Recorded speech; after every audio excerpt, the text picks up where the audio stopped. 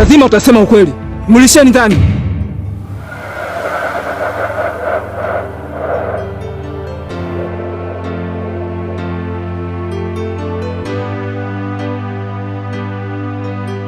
Faru wa Zamba kazi anayo kubwa kweli kweli, maana hapo amewaagiza walinzi wake ambao wanashirikiana nao waweze kumpiga Kitana, kumlazimisha aweze kukiri kwamba yeye ndiye anayefanya mauaji, kitu ambacho kwa upande wa Kitana ni kigumu sana. Lakini kama kuna kitu ambacho umegundua ni kwamba wakati anachapwa viboko alibadilika na kuja Nyanza. Adhabu hiyo akaichukua Nyanza, halafu baadaye akaweza kurejea. Hii kimaanisha kwamba ulinzi wa Kitana upo mikononi salama kabisa mwa Nyanza.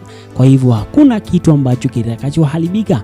Mbaya zaidi ni kwamba kazi ipo tu kwa mfalme au mlinzi wa mfalme. Huyu ni Faru. Mfalme Faru, huyu ni Faru wa Zamba ambaye yeye ndiye mwenye jukumu kubwa kama mlinzi mkuu. Sasa katika hii episode kuna vitu vya kunoti sana kabla tujaanza episode mpya, lakini pia kabla tujaendelea tu nikwambie kwamba hakikisha unabonyeza neno subscribe. Kama ni miongoni mwa watu ambao umekuwa ukienjoy na kufurahia tamthilia hii, basi nikwambie tu kwamba kitu kimoja, hakikisha unabonyeza neno subscribe, kwa ni ishara ya upendo kama kweli unaikubali na kuipenda tamthilia hii. Lakini kitu cha msingi ni kwamba baada ya kubonyeza neno subscribe, kisha dondosha maoni yako hapo chini kwenye comment kwa upande wako kwamba unaonaje tamthilia hii. Je, unaielewa na kuipenda na kuikubali, au unaonaje jinsi ilivyo? Je, unastahili hii? Yani kama ukisema katika zile movie ambazo zinafanya vizuri, hii unaweza ukaipa nafasi ya ngapi? Tujuze kwenye comment. Leo tunataka tuweze kufahamu kitu kimoja tu kwamba kama hii movie jinsi unavyoitazama, je, unaipa nafasi ya ngapi kwa Bongo Movie hasa zilizopo katika mtandao wa YouTube? Kwa upande wako unaipa nafasi ya ngapi? Bonyeza neno subscribe, afikisha kwenye comment, dondosha maoni yako. Kwa upande wako unaipa nafasi ya ngapi movie hii? Lakini kisha niweza kualika moja kwa moja tuweze kutazama uchambuzi kwa kina, hasa nikikufanulia mambo mengi kulikweli, ambapo kupitia haya pia utapata nafasi ya kuweza kuona jinsi gani ambavyo tamthilia inayofuata au episode inayokuja itakuwa ni nzuri sana, hasa nikikudadavulia mambo mengi na kukuelewesha, hii ikiwa ni moja kati ya hamasa kabisa kuweza kukuhamasisha pia uweze kuingojea tamthilia mpya kwa hamu kabisa. Lakini pia kama unatamani uweze kurushwa mapema kabisa, ndosha maoni yako hapo chini, japo movie hii inachukua muda mrefu sana kwenye uandaaji, lakini kama ni miongoni mwa watu unafurahia na unatamani kabisa movie hii iweze kurushwa mapema, tujuze kwenye comment hapo. Sasa ni wakati ambapo tuliweza kuona kwamba Ngalewa alikuwa anatoka kule kwa mfalme na njiani akakutana na Nyanza, wamepiga story pale. Lakini sasa tukiunganisha tukio moja kwa moja ni kwamba Nandela ameweza kumchoma, naweza nikasema mimi nimekuwa nikitumia hapa kumchoma, yani kama kumpakazia uongo huyu au kufichua siri kwamba Ngalewa anashirikiana na Nyanza. Sasa kuna kitu cha kunoti hapa kwamba Nyanza ni nani? Nyanza ni mfano wa Kopako. Nyanza hapo awali aliweza kufanyiwa kitu ambacho sio, manake aliweza kupelekwa sehemu ambapo haikuwa haki yake kuweza kupelekwa huko. Kwa hivyo baada ya hapo amerudi kuweza kulipiza kisasi, kwa sababu mfalme huyu aliyepo, chifu aliyepo kwa sasa hivi, wakati anaingia kwenye huu utawala kuna watu ambao aliwafanyia vibaya, yani alihujumu. Kwa hivyo miongoni mwao alikuwa ni Nyanza. Kwa hivyo hawakukubaliana na hicho kitu.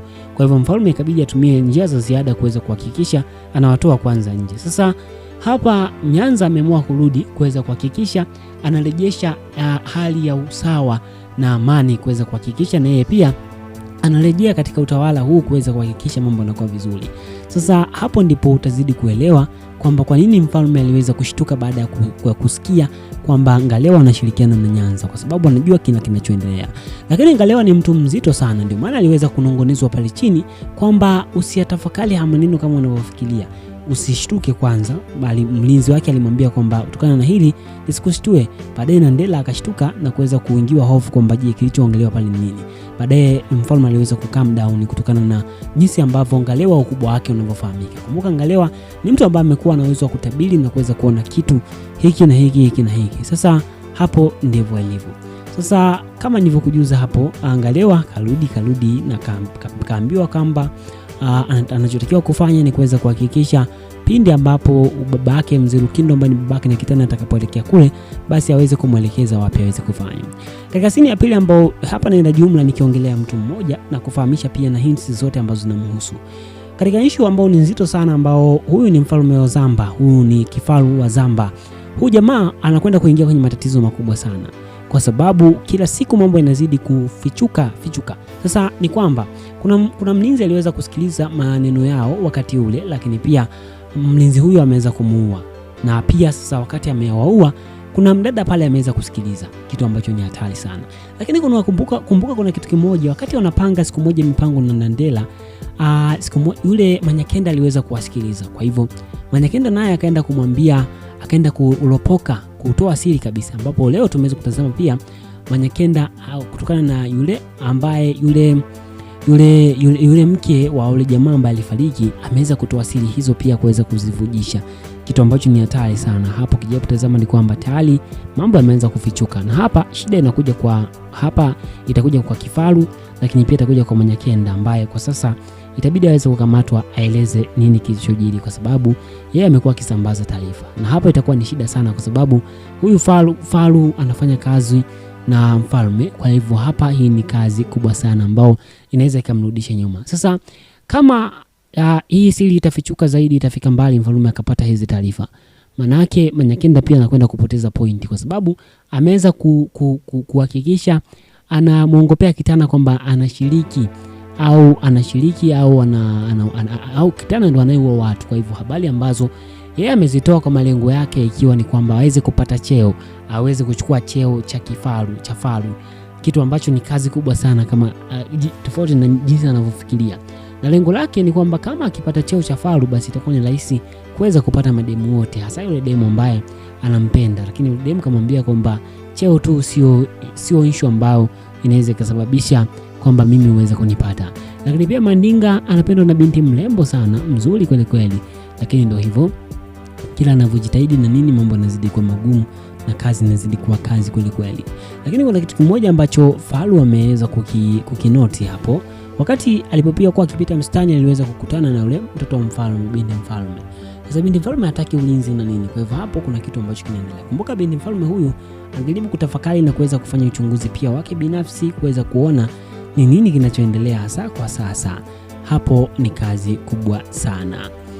Ama hakika hii ni moja kati ya movie pia ambayo ina mafunzo mengi sana. Sasa tukimaliza ni kwamba kwa upande wa issue nzima ya hapa ya Binyanza, kumbuka na mipango yake mizuri kabisa ambayo anazidi kuiandaa, pindi itakapokamilika basi kutakuwa hakuna shida kabisa, kwa sababu kila kitu kitakuwa sawa. Lakini kabla mfalme hajatolewa madarakani, tayari siri zao za kina huyu ambaye ni Faru, siri zake zinakwenda kuvuja na mambo yanakwenda kuwa hadharani kabisa. Hii ni kazi kubwa sana. Na maana kubwa unaenjoy. Hii ni Bongo Movie Network. Kitu msingi ni kwamba hakikisha unabonyeza neno subscribe, kisha dondosha maoni yako hapo chini. Tukutane katika hatua inayofuata ambapo punde si punde itarushwa muda unaofuata. Labda kwa maelezo zaidi ni kwamba hii movie inarushwa katika channel ya Pasal Movies, lakini pia hapa Bongo Movie Network sisi kazi yetu ni kukufahamisha yale yote ambayo yanajiri location. Issue nzima ni kuweza kufahamisha ukweli na uhalisia kile kinachoendelea, ikiwa ni moja ya kutoa hamasa. Niseme sina ziada, asante kwa na mimi. Hii ni Bongo Movie Network.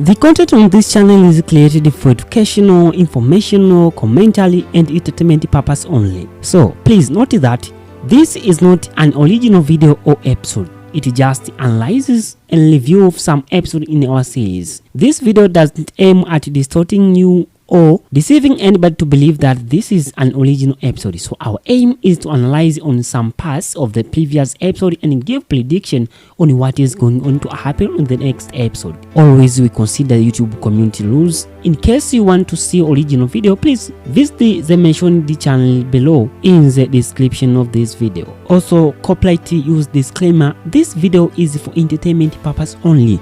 Copyright disclaimer under section of 107 of the Copyright Act of 1976. Allowance is made for fair use for purposes such as criticism, commentary, news reporting, scholarship and research. Fair use is a use permitted by copyright statute that might otherwise be infringed. non-profit education or personal use tips balance is favor of fair use. Note that we make a video to influence people to watch original movies which are truly hidden gems to entertain people. This video is all about explaining the movie from our own point of view. For explanation, we have used most of the video clips from the movie for better understanding. For video clips, all credit go to the movie owner. Any footage in this video has only been used to communicate a message which will be understandable to the audience. According to my knowledge, it is fair use under the review and commentary section. We do not plan to violate any rights. Our video is not aiming on distorting the original video.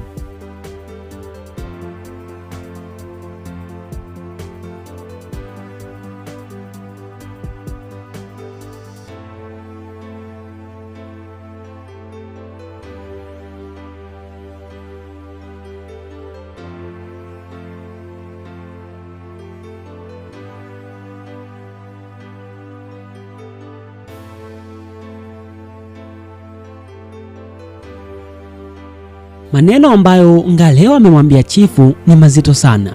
Yamemchanganya kinoma noma, amejikuta akiwaza sana kutokana na namna ilivyo. Ukweli ni kwamba Ngalewa ameshakwisha kumwambia ukweli wote, sababu na chanzo cha vifo vya wanakijiji. Alimwambia kwamba kuna kitu ambacho kinaendelea kipo nyuma ya pazia, hasa mauaji ya Kopako ambayo yalikuwa ni kifo ambacho sio cha haki, yani kuna mtu ambaye alikuwa nyuma ya kile kifo. Sasa issue ni kwamba chifu hajui watu wake wanaomzunguka, hajui kama kifaru ana mipango mingi sana ya kuweza kuangusha utawala, na hiyo siri anaifahamu ni yule ambaye ni mbea wa kijiji ambaye amekuwa akiwapa taarifa watu, na taarifa hizo aliweza kumpatia mtu mmoja tu tunafahamu.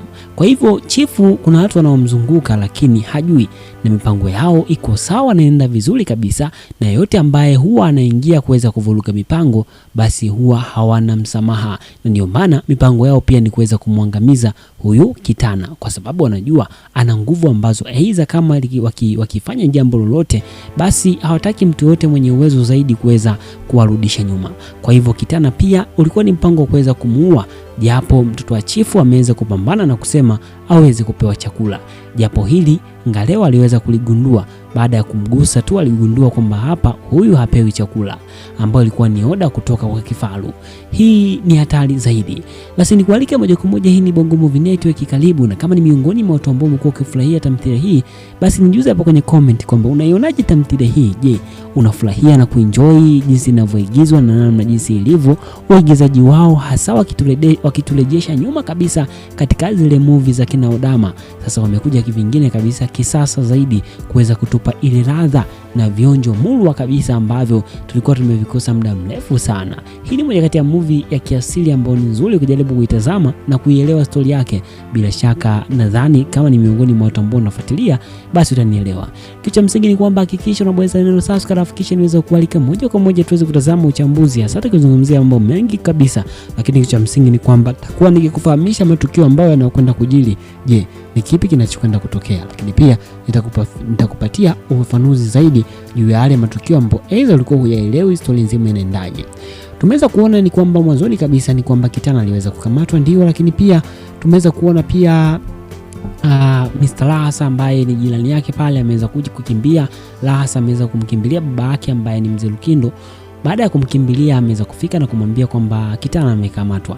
Sasa kuna kitu cha kunoti hapo. Kuna yule bibi ambaye anaitwa Nyanza ambaye ndiye aliyemleta Kitana duniani. Sasa yule alijibadilisha na kuwa binti mdogo. Sasa baada ya kujibadilisha kuwa binti mdogo, akamwagiza Mfalme Ngalewa aweze kumwambia yule Mzee Lukindo aweze kwenda kwa yule binti, yani amwelekeze kwa yule binti ni wapi, ili kusudi akaweza kumpatia msaada. Sasa hapo ndipo msaada ambapo utakapokwenda kutokea. Sasa kuna kitu pia cha kunoti ni kwamba usifikirie kwamba Kitana hawezi kutoroka pale. Anaweza tu, kama ulivyoona, kama ulinotice pale kwenye kamba, utagundua kwamba kuna kitu ambacho hakiko sawa. Kwa hivyo moja kwa moja sio kwamba Kitana hawezi akatoroka pale. Anaweza akatoroka, sema tu ni vile anajaribu kuwatazama tu na kutokuonyesha uwezo zaidi, lakini lolote lile haliwezi kumpata kwa sababu Kitana ni mtu special kabisa na ana nguvu za ajabu. Kitana amekamatwa. Je, Kwa upande wako unalionaje swala hilo? Lakini hii ni lengo zima la kuweza kuonesha vionjo vya movie hivi na kuonyesha movie hii, lakini kuonesha jinsi gani mtoto tukio ambavyo yatakavyokuwa. Sasa kuna kitu kingine cha kunoti hapo ni kwamba yule mama ambaye alikuwa amekuja kwa mganga tano, ambaye huyo mganga ni mganga feki kabisa.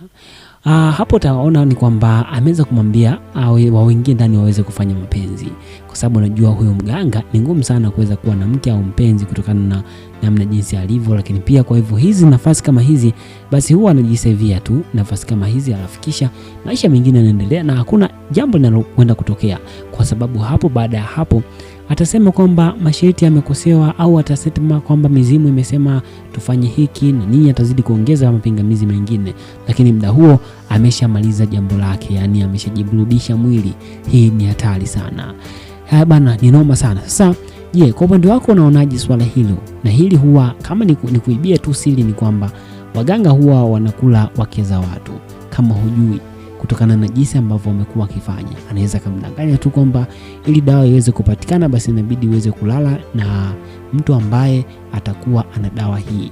Sasa hiyo dawa ni ipi? Kwa sababu anaweza kusema kwamba kuna dawa hii hapa, kwamba inabidi uweze kumpaka mtu ambaye atafanya na wewe mapenzi. Sasa ile dawa unakuta ni kwamba ni ngumu sana kuweza kumpaka mtu halafu atakushangaa sana, lakini kama mganga baadaye atasema kama ukishindwa basi mimi nipo, unaweza kanipaka, nikajipaka afu tukafanya. Lakini mganga hajipake chochote halafu kisha nakuja kutokea jambo hilo hapo. Hii ni hatari zaidi. Kwa makini, matapeli ni wengi sana. Hii ni moja kati ya fundisho ambao ulipo pia ukijaribu kutazama katika movie utajifunza vitu vingi sana. Sasa tumeweza kumuona mzee Mandinga anashauriwa na mbea wa kijiji kwamba aweze kuacha pombe. Anasema hawezi hicho kitu, na ametulia hapo anajifikiria, alikuwa anawaza pombe kweli kweli, japo ameambiwa akafanye kazi kufidia hiyo issue. Sasa mambo ni mengi sana katika kijiji na mambo yanazidi kunoga, ama hakika mambo ni noma sana. Sasa kuna ule bibi pia yule ambaye ni mchawi wa kijiji, kumbe bana aliweza kuambiwa aweze kutoa kafara, na kafara ilikuwa ni ya mtoto wake, lakini Kitana akaja kuvuruga kabisa. Kwa hivyo hadi sasa bado hajafanikiwa kutoa kafara. Hii kimaanisha kwamba mpango wa kutoa kafara utaendelea. Sasa kuna huyo mzee na yeye anataka kuja kupambana, japo hataweza kabisa.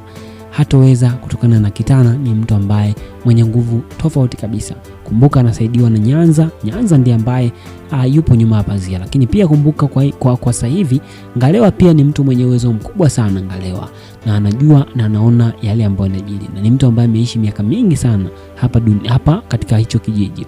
Kwa hivyo hakuna mtu mwenye uwezo zaidi ya Ngalewa, lakini pia Ngalewa anajua kila kinachoendelea, kwa hivyo anakuwa pia, lakini pia ni rafiki yake na Nyanza. Kwa hivyo kutokana na hiyo ujumuisho huo miwili basi inatengeneza kitu ambacho ni kikubwa sana, hasa kuweza kuleta utetezi wa Kitana kuwa salama. Kumbuka Kitana ndio mwenye movie. Usisahau bonyeza neno sasa, alafu kisha tumalizie kabisa hapa kwenye hii scene ya mwisho. Sasa ni kwamba hapo wameweza kuongea maneno mazito sana. Ngalewa ameweza kumwambia na kumchana mfalme, kwa sababu mfalme anaonekana hataki kufanya kile ambacho anaambiwa, kutokana na mambo ambayo amekuwa akiambiwa kwamba chanzo cha kifo hiki ni mzimu wa Kopako ambao ulinyimwa haki yake, na nini cha kufanya ni kuweza kuhakikisha kila jambo linakuwa wazi na haki yake anaweza kuipata kutokana na jinsi ambavyo lilitokea. Lakini mfalme bado anaendelea, anasikiliza habari zingine ambazo zimekuwa zikifanywa. Hii kitu ambayo ni hatari zaidi. Sasa issue ni kwamba hapa mfalme inabidi aweze kutuliza akili na anakwenda kufanya maamuzi mengine kabisa. Kumbuka maadui wakubwa humu ni Kifaru, ambaye yeye anautaka huu utawala, aweze kumwangusha mdogo mdogo huyu mfalme, kisha aweze kujipachika madaraka. Ndio mipango yake. Ndio maana ukija kutazama kinachoendelea ni hatari zaidi. Basi niseme sina ziada, bila shaka una enjoy. Kitu msingi ni kwamba dondosha maoni yako hapo chini. Kama unatamani movie hii iweze kuwa inarushwa mapema kabisa, basi usisite kudondosha maoni yako hapo chini. Kumbuka huu ni uchambuzi ambao tumekuwa tukizungumza mara nyingi sana. Niseme sina ziada. Hii ni Bongo Movie Network. Asante.